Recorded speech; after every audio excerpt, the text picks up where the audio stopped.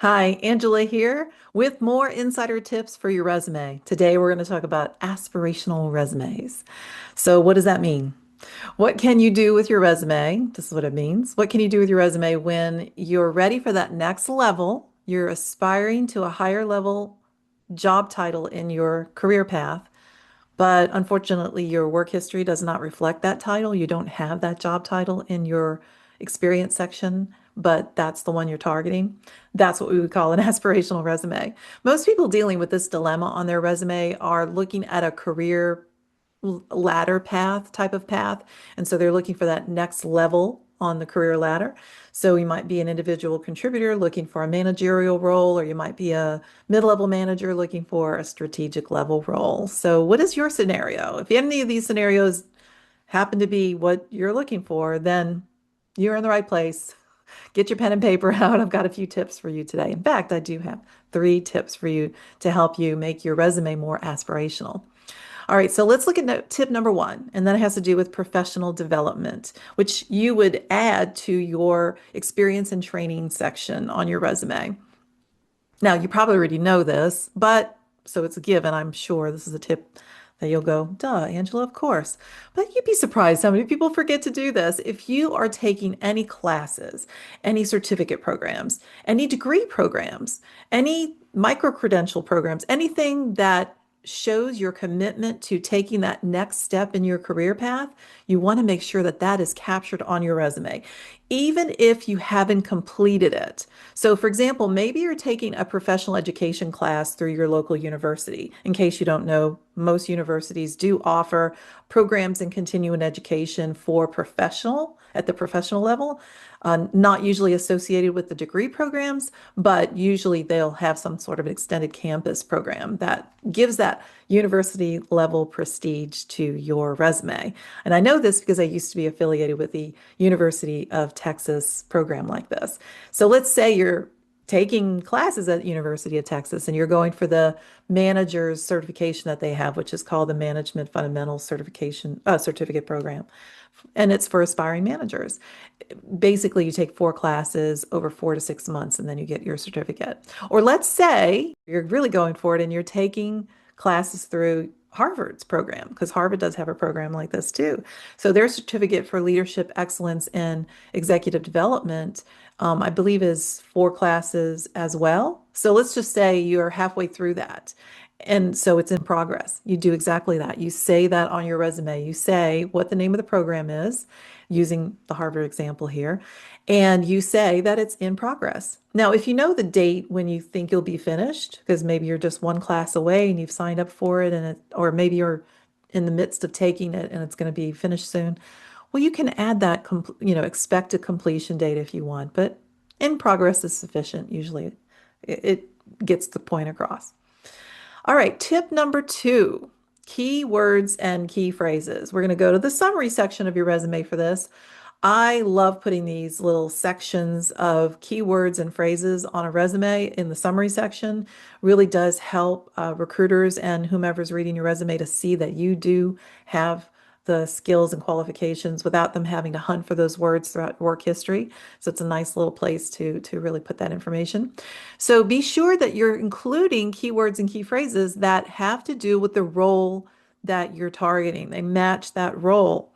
For example, if you're aiming for a mid-level management role and you've acquired the necessary managerial competencies for that, make sure that you're including those words, those keywords and phrases that apply to you.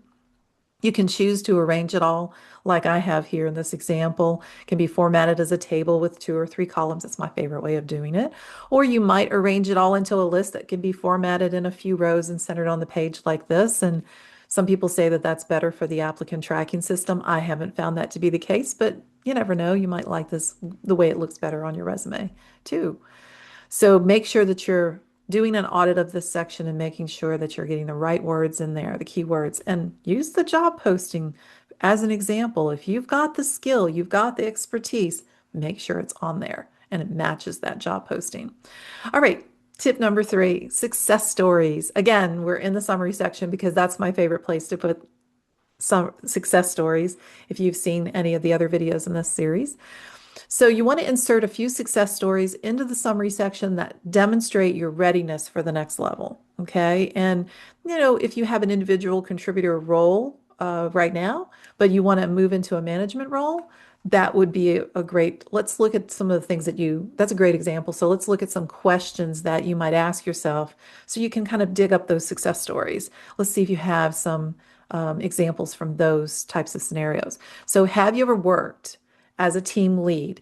If you've ever worked in your organization as a team lead, even if you haven't been officially designated that, but you've been put into that role to lead the team in some way or to be a senior level of team member to take charge in some way, then you will have success stories.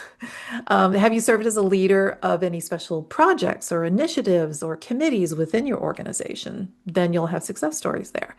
Have you volunteered in a leadership role with an external organization, like maybe as a committee chair with a professional association? Or have you been a volunteer leader helping to organize something for a nonprofit?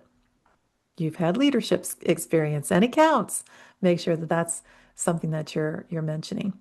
Have you ever stepped up to lead a team, the team where you work, on an interim basis for your manager, like when your manager had to step out for a medical leave or anything like that? And especially if this lasted for any significant length of time or it happened frequently, something worth noting. Okay, now let's look at if you're a mid-level manager looking to go to the strategic level, okay, with that level of more big picture responsibility. Let's run through a possible few situations that you might apply and find success stories. Okay. Have you provided strategic level input to anyone on the executive team? And has your input been taken seriously or has it been implemented? So you've got a success story there. Have you done strategic level industry research, competitive analysis, or any other information gathering to present to executive leadership? You got a success story there. Have you gone beyond your organization, engaged others throughout your industry, perhaps even cultivated a network of other leaders in your industry? And maybe that in itself shows that big picture thinking, that strategic level understanding of industry, which is what you need as a strategic level leader. And then this will sound familiar. Have you served as a board member? Now, these are the strategic level or level roles that you may have in a nonprofit or a professional association. So have you served in any of these kind of roles? Those count, and you'll have success stories. All right, to learn more about how to develop success stories, I know I've talked a lot about how important those are to have in your summary section in past videos in the series, but my next video in the series is going to be about how to develop those, take those and make those an accomplishment statements for your resume. So stay tuned. That'll be coming out soon. All right, so those are the 3 tips I have for you today to help make your resume more aspirational and help to prove the point that you're ready for the next step in your career. All right, go get them, Tiger.